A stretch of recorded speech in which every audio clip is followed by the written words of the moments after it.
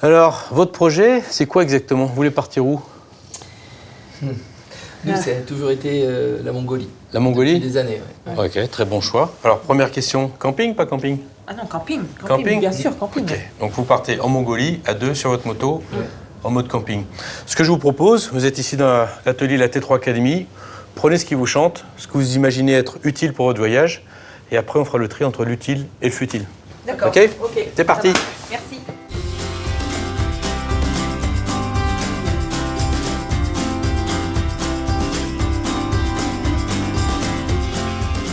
Nous venons de voir qu'une fois que des motards ont décidé de partir à l'aventure, une partie intéressante de leur voyage, c'est sa préparation. Donc on a demandé à Nicolas et Léna de nous amener un petit peu ce qu'ils avaient dans la tête pour leur voyage. Et on va se rendre compte qu'il y a une partie utile et une partie futile. Car il faut comprendre que dans un voyage aventure, l'ennemi, c'est le poids. On va donc s'amuser à trier ce joyeux barda. Quand on part dans un voyage aventure, il vaut mieux favoriser des valises aluminium plutôt que des valises en plastique. Pour la simple raison, c'est que le plastique, quand ça casse, ça ne se répare pas. Un autre contenant, c'est le sac. Quand on part, une fois qu'on aura chargé les valises, on va avoir un sac. On est ici dans une configuration avec 2 motards. Une fois qu'ils auront la valise gauche, la valise droite, le top case avec le matériel de camping sur le top case, ils n'auront pas la place pour mettre un gros sac comme ça dessus. Car s'ils le mettent sur le top case, ça va faire un gros porte-à-faux, donc ça, on n'en veut pas. Donc on va le mettre côté futile. On va plutôt favoriser un sac plus petit. Celui-là pourrait faire l'affaire, car il est étanche. Et une fois qu'elle le met sur ses épaules, il sera posé sur le top case. Donc pour elle, ça sera confortable.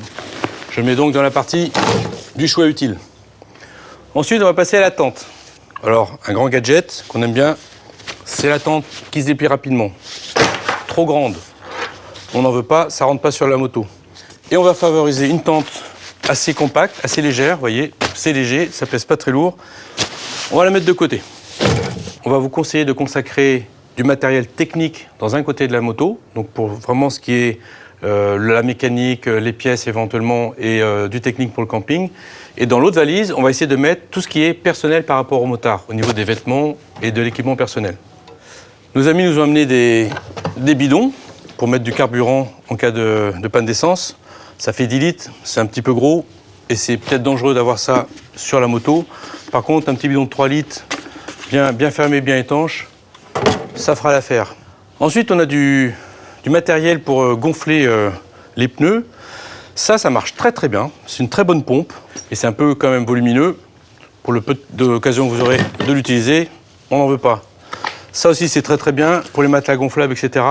On n'en veut pas non plus. Si vous prenez une pompe à pied avec 2 pistons, vous allez avoir un accessoire qui vous permet d'avoir toujours de la pression disponible. C'est assez compact, c'est quelque chose qui est très important pour vous. Vous allez le protéger avec un petit sac que vous choisissez. C'est protégé. Si vous amenez un antivol, vous avez vu cet antivol, si je le pose, c'est lourd. C'est une bonne idée, mais c'est pas une bonne idée. On ne le prend pas. Il vaut mieux prendre plus petit, plus léger. Ça permet de bloquer le disque. Et avec ça, votre moto est bloquée. On le met dans le côté utile. Vous avez ce genre d'appareil qui n'est pas très connu, c'est un petit cadenas. Vous pouvez mettre 2 casques sans problème. Vous fermez votre cadenas et vos casques sont protégés des voleurs. On garde. Vous allez vouloir partir avec un minimum d'outils. Il existe des objets comme celui-là que vous pouvez placer sur votre moto entre 2 valises qui va vous permettre de gagner de la place.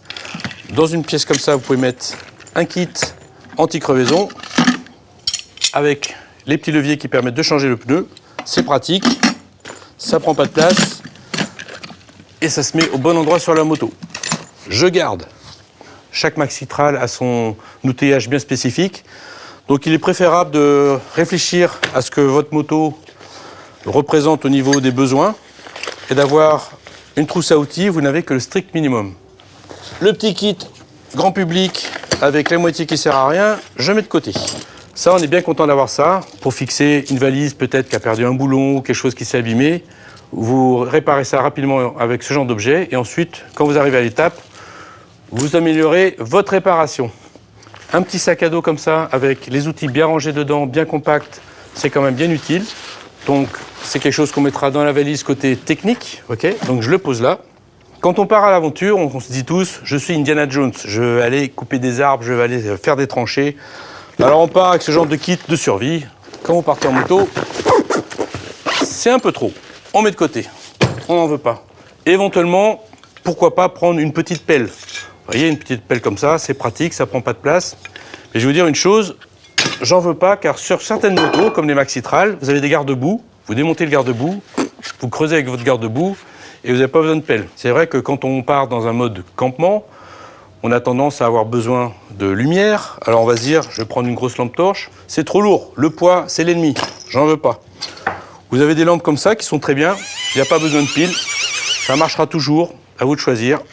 Mais dans l'ensemble, une bonne lampe frontale, ça dure assez longtemps, ça éclaire bien. Avec ça, j'ai une lumière directionnelle. Je suis quand même un peu plus efficace que ma machine à mouliner. Vous avez les petites lampes qui ne prennent pas de place non plus, comme ça, qui sont télescopiques. C'est quand même utile. C'est du complément. Dans ces pochettes, vous pouvez trouver de la place pour mettre ce genre de papier. Vous prenez votre carte grise, vous la photocopiez en couleur, vous la plastifiez, vous la pliez. Vous avez un double de vos papiers. Si on vous demande vos papiers, vous montrez ça. Si on vous demande les originaux, vous les montrez. Vous pouvez faire la même chose pour le permis de conduire. C'est toujours pratique d'avoir avec soi. Je garde. Souvent, quand on part à l'aventure, on n'aime pas les moustiques. Donc on prend du matériel contre les moustiques, des bombes, des sprays. Le problème de ces bombes-là, sur une moto, on avait mis la bombe dans un sac, on traversait un désert, tout d'un coup, en plein désert, paf, une explosion. C'était ma bombe qui avait chauffé au contact de mon gaz d'échappement et qui m'a fait exploser le sac. On a eu beaucoup de chance. Les bombes, on n'en veut pas. N'oubliez pas que quand vous voyagez, vous n'êtes pas obligé de partir avec tout ce que vous avez chez vous. Il faut réfléchir à ce que vous pouvez trouver sur place et ce dont vous avez vraiment besoin d'amener avec vous. Plutôt que de prendre un bidon de 4 litres où vous pouvez en trouver partout, ne prenez pas ça. Prenez un petit bidon, ce qu'on appelle un bidon d'appoint. Si jamais à un moment votre moto a besoin d'un petit, ce qu'on appelle un refill, vous utilisez ça. C'est pratique, ça ne se casse pas. On reste dans les contenants. Par rapport à la boisson, l'hydratation, on a tendance à vouloir partir avec des bouteilles d'eau en plastique. Donc, si vous posez ça au fond d'un top case avec d'autres affaires, la bouteille risque d'exploser. Elle va asperger tout le reste du contenu du top case. Donc on met de côté et on va favoriser soit des gourdes en métal, soit des gourdes en plastique avec des becs verseurs. Personnellement, j'aime bien ce système-là. Une trousse de maquillage. Ça relève typiquement du futile. C'est pas forcément nécessaire dans un voyage aventure. Je la mets de côté. Vous pouvez par contre travailler sur des objets qui sont assez pratiques. Vous avez ici une petite glace pour madame, une brosse à cheveux. Ça prend pas de place. Ça, j'aime bien. Les petites choses qui sont très légères, qui sont pas forcément futiles, regardez bien. J'ai ici une fourchette, une cuillère et j'ai un couteau. Ça peut être très utile. Vous prenez une pochette où vous mettez vos papiers, vos cartes de crédit, tout ça. Il faut que ça soit étanche. Ici, ça s'ouvre. On a accès à tous les papiers. Je mets de côté. Je vais favoriser une pochette qui, elle, est étanche et qui ferme bien. C'est beaucoup plus pratique et donc utile.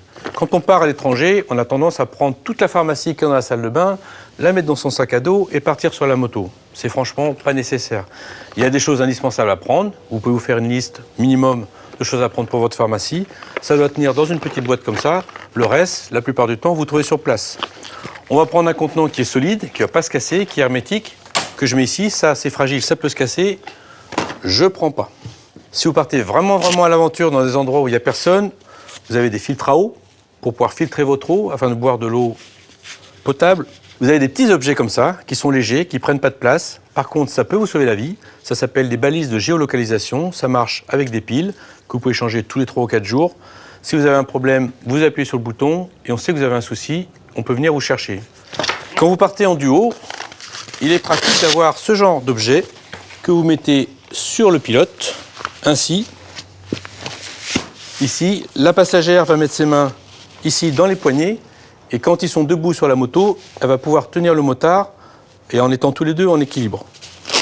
Celle-là fonctionne bien, elle est légère, elle ne prend pas de place, je la prends. Quand on part en voyage, on se dit toujours j'ai besoin d'un câble de démarrage. Au cas où ma batterie tombe à plat, il faut absolument que je puisse la redémarrer. Le câble, franchement, vous le trouvez toujours. On ne va pas s'ennuyer avec ça. Un autre objet qui peut paraître très futile, mais qui est franchement très utile, on appelle ça du scotch américain. Avec ce genre de rouleau, très adhésif, vous pouvez réparer des durites, par exemple, ou vous pouvez aussi réparer des bottes qui sont percées. Ça, franchement, c'est utile. On le prend. Un rouleau de papier hygiénique, c'est pas la peine d'en prendre 10 000, mais un rouleau hygiénique, c'est vraiment très bien d'avoir avec soi, toujours. Ne partez jamais dans un voyage sans la carte du pays où vous allez. Pour la simple raison, c'est que dans le pays où vous allez, les cartes ne sont pas forcément aussi bonnes que celles que vous trouvez en Europe. Donc une carte, c'est vraiment très important. Vous avez ce qu'on appelle un manomètre pour connaître la pression de votre pneu. Franchement, c'est un peu exagéré. C'est fait pour. On va montrer qu'il existe aujourd'hui différentes options. Soit vous prenez quelque chose d'électronique qui peut être une source de panne. Moi, franchement, j'aime bien tout ce qui est mécanique. Un bon petit mano mécanique, c'est toujours fiable. Et quand on a besoin, ça marche bien. Un couteau, ne partez jamais sans un couteau qui coupe bien. Le petit objet qui fait la différence, c'est la boussole, pour jamais perdre le nord. Si jamais vous avez mal au cervical, vous pouvez vous prendre un petit tour de cou que vous mettez autour des cervicales pour vous protéger, éviter le coup du lapin. C'est pas lourd, on peut le prendre. Ça, on n'a pas besoin. Et pour finir, ce genre de choses, c'est un petit peu volumineux, on appelle ça un plaid. C'est quelque chose qui permet de se garder au chaud. On est content de l'avoir. Vous pouvez voir ici qu'on a fait un bon tri, un premier tri. Vous avez tout ce qui est futile, tout ce qui est utile. Ce que je vous encourage à faire, c'est de faire un deuxième tri. Prenez ce que vous avez choisi, remettez tout sur la table et dites-vous un par un, est-ce que ça j'en ai besoin, est-ce que ça j'en ai pas besoin? Vous l'avez compris, le poids, c'est votre ennemi. Plus votre moto est lourde, moins elle sera maniable. La vraie aventure commence quand vous sortez de votre zone de confort et vous pouvez vraiment voyager avec 3 fois rien. Maintenant que les valises sont prêtes, on va voir dans le prochain épisode comment charger de façon intelligente et équilibrée votre moto de façon à voyager le plus facile possible. Ciao!